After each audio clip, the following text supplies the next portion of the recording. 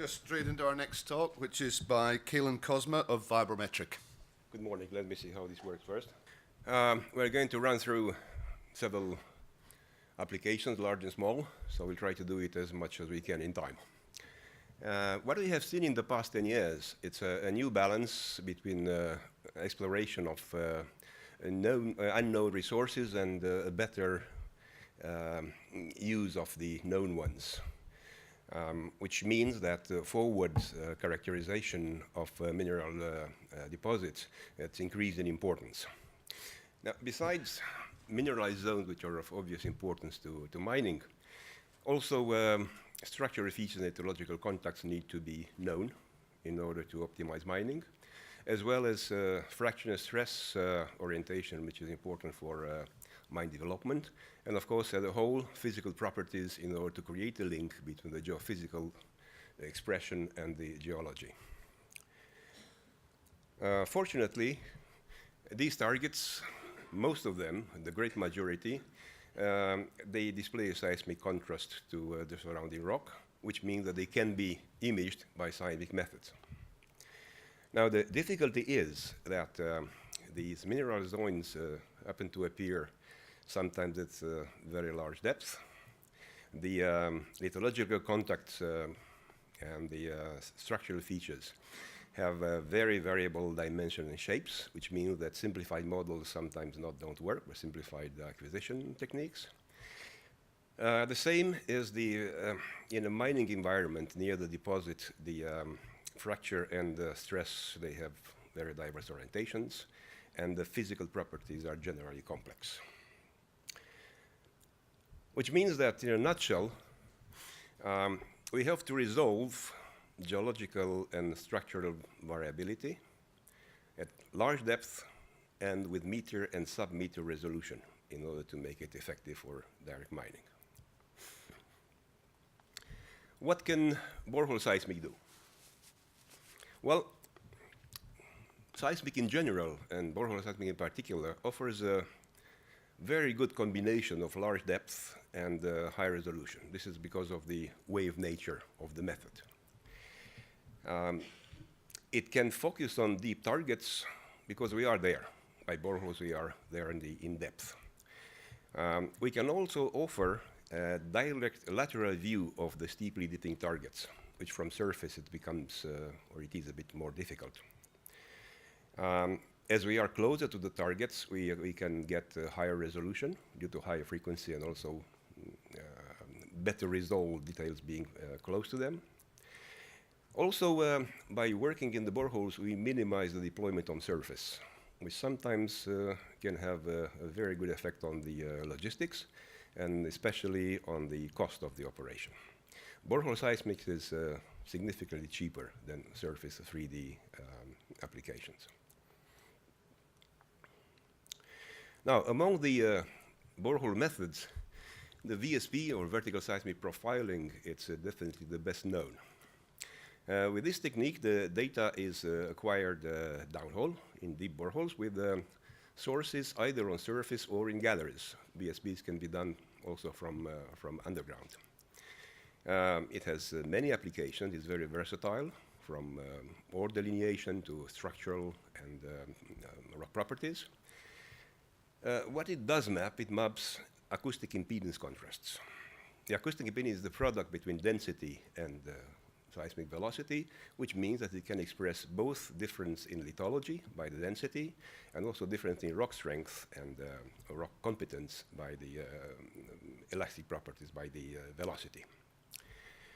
And operating downhole allows us to map both steeply inclined features and subhorizontal features. The first example I'm going to give is from the Millennium uranium deposit in Saskatchewan, where a 3D survey was run simultaneously with a VSP, with a 3D VSP. The situation there is that the ore body, the mineralization lies in a system of subvertical, steeply inclined faults under the Athabasca unconformity and under the Athabasca sandstones, which makes its detailed description very complicated from the surface. What we did realize by combining the two methods can be followed here. Where is the... Oh, it's separate, right? Okay, so it's... Do I get it? Yeah. So what we can see here is that in the background you have the one inline of the surface 3D. In the foreground we have the inline of the VSP cube, 3D VSP cube. And here we have a single hole side scan of very high frequency with sub-meter resolution, which we'll describe a bit later. We have been developing proprietary way of migrating 3D VSP data in order to be able to basically process it together with the surface data. And what we do, we see that the resolution, it's a tremendous increase of resolution. This is because having receivers in the underground, of course, minimizes the effects of the overburden. Also, we have a direct expression of the subvertical features seen directly as reflectors. Besides, the velocity map, which we have, the 3D velocity field which you obtain from VSP, has been used with a very large success in calibrating the surface data. You see the unconformity here stands out very precisely, and the velocity contrast between the overburden and the basement is quite clear. Also, on the surface, we have got lateral variation expressed by the VSP tomography, which have been used to create static corrections. Now, if we look at what the surface 3D offers, well, it does image the unconformity, and it does image the subhorizontal features. Regarding the mineralization zone and the controlling faults, well, there are some indications, but alone it cannot reliably image that, not in that context. The addition of the VSP data clarifies immediately the subvertical features, and also adds and actually resolves the structure in the vicinity of the ore body. Based on that, the model of the site has been updated, which contains both the depth of the unconformity, this is largely from the surface seismic data with the velocities determined from the VSP, and the post-Athabasca structures, subvertical and steeply inclined, which have been determined to a greater extent by VSP. Of course, checked, but this was the main technique which allowed this to be done. Now, a second example here comes from northern Finland, from Kevitsa. That has been shot, by the way. We have provided the source and part of the VSP, and the high size provided the 3D acquisition. The borehole was here placed in the area of the future open pit. And in here, because the 3D and the VSP were acquired at different times, we had only 5 shots at about maximum 600 meters around the hole being about 1,000 meters, 900 something meters deep. Now, subvertical fracturing in hard rock, it's one of the main concern, so it was necessary to really determine and map these structures. This is what we obtained by VSP, fairly complex. However, it managed to give us a hint of the control of the structural control of the mineralization. When combined with the 3D, we created the framework for the near mine and deep exploration area, going also much deeper than the open pit itself. And more importantly, the subvertical feature, which is driven by VSP, matched very well and confirmed the disruptions in the surface reflectors. And in this way, we kind of gained confidence, and we confirmed as well the finding of the surface 3D. Also, small details observed by VSP managed to determine and pinpoint a smaller event, smaller object, which kind of escaped escaped in the first place to the surface 3D because of the lower resolution due to the overburden. So in sharp, I think we can conclude that we have really got sharp 3D images by combination of surface 3D and VSP, and with significant degrees of detail, which added to the interpretation. We have got the, this is a comment from Dr. Malihmir, Professor Malihmir. He did this in 2012, that this combination of the borehole and surface techniques are important. Now, if we go to more recent activity, this is what we are continuing doing now in Kylylahti mine in northern Finland. The important thing is here is that we do VSP from down the mine. We did this in 4 boreholes. We are using the same type of VSP sources I didn't mention before, but all our surveys are done by this kind of time-distributed multi-impact sources. We can demonstrate them in our booth if you come by. And the acquisition has done both by conventional 3-component VSP and by also distributed acoustic optical fiber. Another interesting thing is if you go underground, your deployment is limited. You cannot really create a 3D environment. So you really need, it's very important, to work in agreement with the model, with a good forward model, which you can check and guide you. So this is what we've done here. So you see, on the left, there is a synthetic model VSP, and on the right, we have got the acquired VSP data, which let us understand what are the causes of the events which we see in the data. And this is the result which we have got. Here we have combination of the 2 techniques, both DAS and the conventional VSP, which is quite remarkable to be able to create an interpretation of both. We did. And indeed, we have created a number of, we have found a number of features known, and also some other features which are not yet known. We cannot comment on that, what they are, because this is a mining environment. They are potential targets of some kind. Now, if we summarize on the VSP, what it does, because of its higher frequency, it provides a link between surface 3D and borehole measurements, which is very important. It's a link over the scales. Also, if we can perform it with with a sufficient number of shot points, and preferably in several boreholes, it is in itself a 3D survey with the possibility of imaging both horizontal and subvertical features. It can be used, of course, from surface and from underground. And the important thing is that, again, I must stress that by using the boreholes, we minimize the logistics, therefore we try to decrease the cost. Now, this is an interesting variation of borehole. You see, if we look here, if we have the source and receiver in the same borehole, we can image features which are going away from the borehole, which from VSP it's a bit more difficult. So this downhole seismic side-scan, it's a high-frequency tool.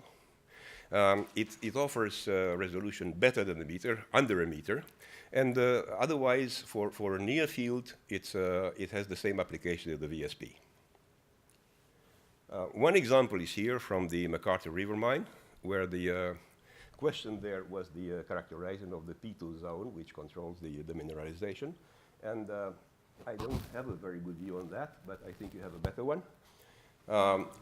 We have managed to image directly the P2 and the corresponding associated faults, which are corresponding to this, confirming the structure and the of the deposit. Another quite interesting application is in delineating kimberlites. I have to stress that we have done this. This is from 2005. We've done it anyway 10 years ago, even if the interpretation continued afterwards. And it was quite interesting because we've done this from 4 boreholes. I mean, we all know the number of boreholes which are needed for pierce points in order to characterize such a deposit. Well, unfortunately, the diamond industry didn't fare too well lately, so seismics was not continued there, but the results are still there. We can still do it when it comes back, or for other applications.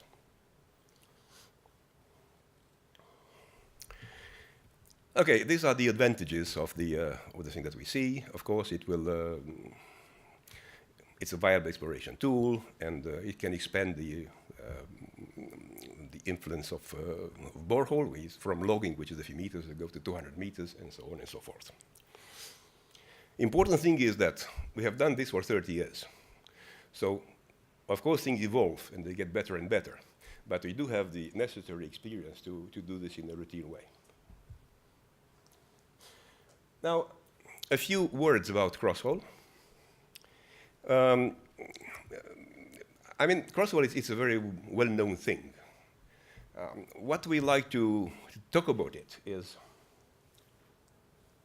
what do you do if you want to apply it in reflection mode? Can you combine it with anything else? And yes, we do.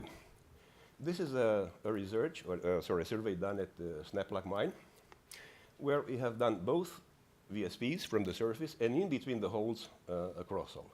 And by the time, this survey was extremely important in order to delimiting the limits of the exploitable dike.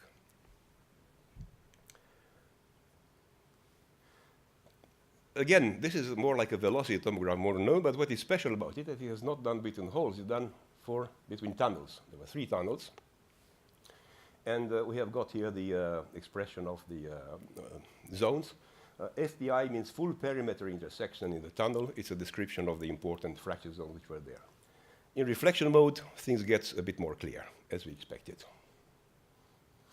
Now, one of the last things, because I wanted to, we have done a lot of developments, but it was very difficult today to combine both to get into intricate development subjects and also showing results. But this is one which is important, because everybody does crosshole. Sometimes everybody stops into something which is very simple. Where do the boreholes go?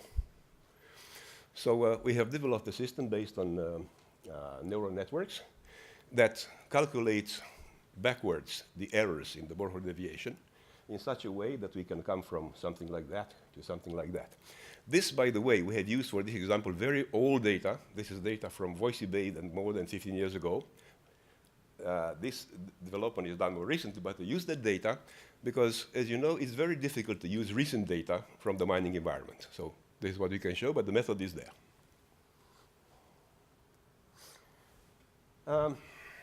Finally, this is food for thought. Nowadays, we get better tools, we acquire more data, we get increasingly more complex. What do? Do we try to decrease cost or increase efficiency? I think we have to do both, if we can. But this cycle still remains. So every year or so, we do things more and more complex and try to keep them cheaper and cheaper. I hope we manage to get this application more to the point. This is just to summarize what I have been very fastly, I'm still in time, but not for much, okay, today. Borehole seismic gives you, it's an important tool for mapping, for very diverse orientation. This is its characteristic. Then also, it offers, because it goes down there, it's an increase of resolution. If you want detailed description, you go for borehole. Of course, there is a cost importance to that. Once you go in boreholes, perhaps you do not get 20 square kilometers, but at least for the focus survey, you end up much cheaper. And also, when applied in tandem with surface 3D, it creates an image which is very synergetic. It's each separate image, what you get together by 3D in the borehole, 3D VSP and 3D on surface, is much more than the 2 separate can give. So I think because the acquisition really doesn't cost more when you run a 3D to run also a survey in the borehole, you should do that. Then you think if you have a budget to make the processing, but the acquisition should be there. Thank you.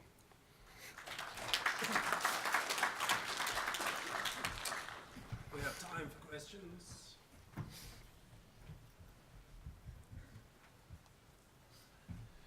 if there's a, oh, there's a question there. Jim. The resolution of the method is sub-meter. Really, we are going to frequencies of 4 or 5 kilohertz, which means that as long as you are a meter away or more from your target, you can still see it as a separate event from the first arrival.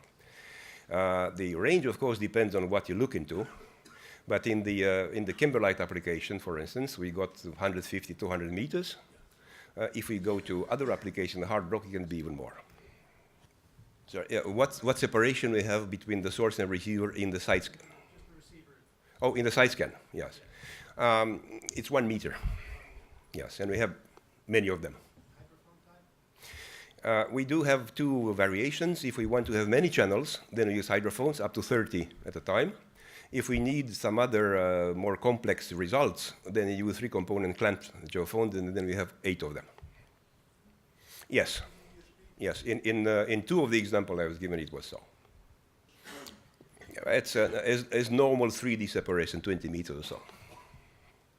No, we use our own source, which is it's a time source, so it's a time-expanding source, but it's a coded impact, not a vibrosize. We prefer that for several reasons in complicated overburden. Sweet.